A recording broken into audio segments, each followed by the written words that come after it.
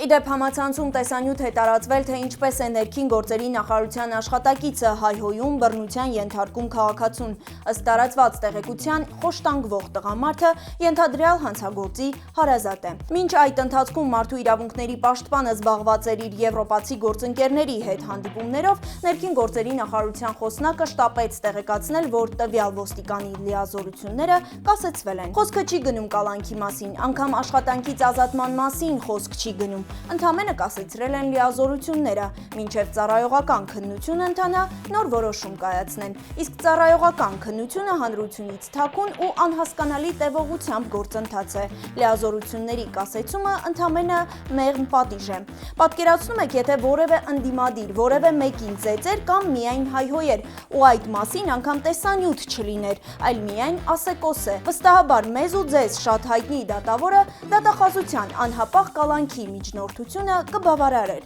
Իսկ ոստիկանին կարելի է։ Հիշեցնենք, տարբեր ժամանակահատվածում տարբեր ցույցերի ընթացքում քաղաքացիներին, փաստաբաններին, падգամավորներին ծեծի ենթարկած ոստիկանների լիազորություններն էլ էին ժամանակին կասեցվել, կարճ ժամանակ անց վերադարձվել աշխատանքին։ Գուցե ավելորդ չէ հիշել Նիկոլ Փաշինյանին, իբր օրենքը հավասար է բոլորի համար, արտոնյալներ չեն լինելու կամ էլ բռնություն գործադրողները պետք է նետվեն աղբամանը։